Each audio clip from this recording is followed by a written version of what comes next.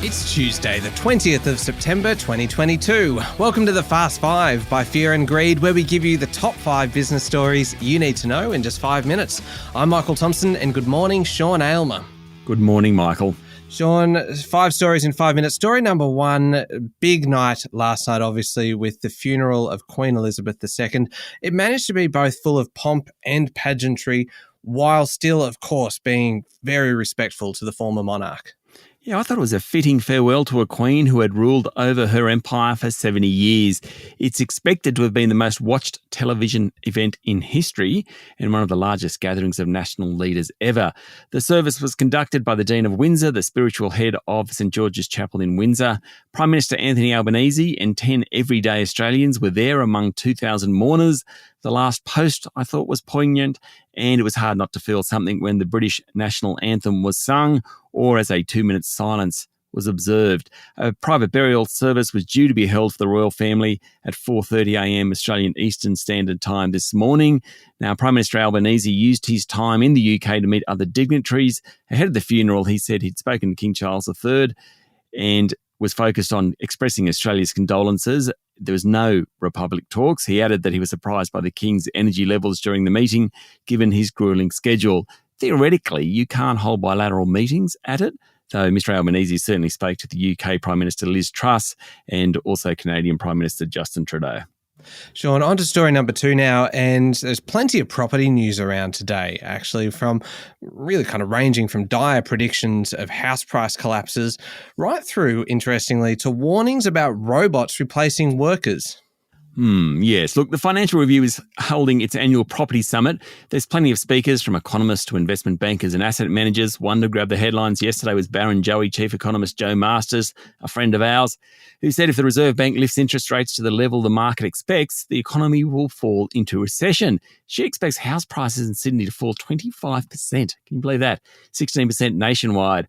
Others were a little more sanguine. One interesting comment came from Credit Suisse Australia's investment banking co-head, Angelo Cicera. He said that asset prices at Australia's 10 largest real estate investment trusts have dropped nearly $20 billion or 15% so far this year. Why? Because interest rates are rising.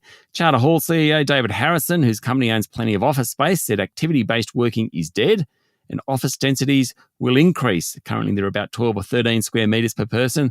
They'll end up at 10 square metres per person, which is what it was like pre-pandemic. He also, interestingly, said workers need to decide if they want a career or a job, adding that if people kept working from home, they'd increasingly find their roles replaced by robots. There you go.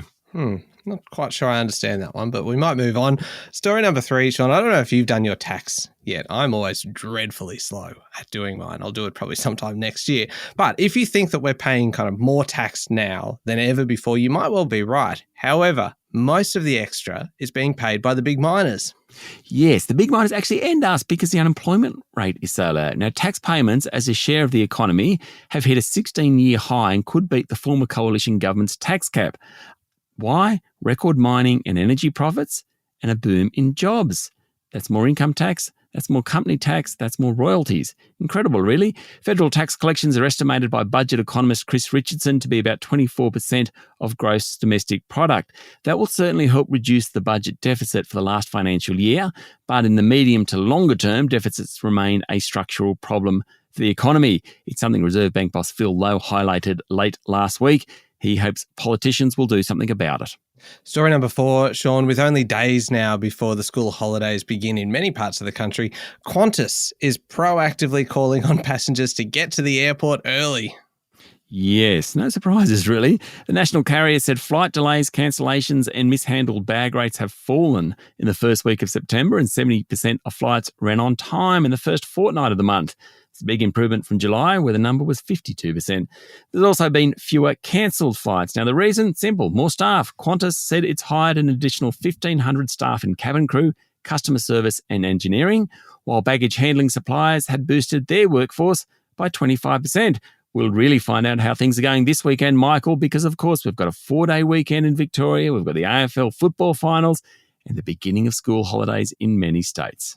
Story number 5, last one, Sean. In his most strident statement so far, US President Joe Biden has said that the US would defend Taiwan in the event of a Chinese invasion.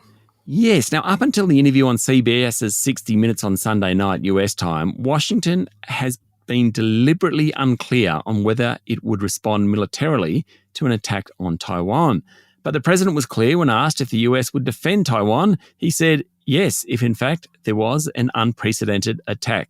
In recent months, China has been much more aggressive in the region about Taiwan, claiming it to be part of the mainland. Tensions are rising. Yeah, they certainly are. That's it, the top 5 business stories in 5 minutes. Thank you, Sean. Thank you, Michael. It's Tuesday, the 20th of September, 2022. Remember to hit follow on the podcast, and if 5 minutes isn't enough for you, you can find our longer daily show called Fear and Greed wherever you listen to podcasts. I'm Michael Thompson, and that was the Fast 5 by Fear and Greed. Have a great day.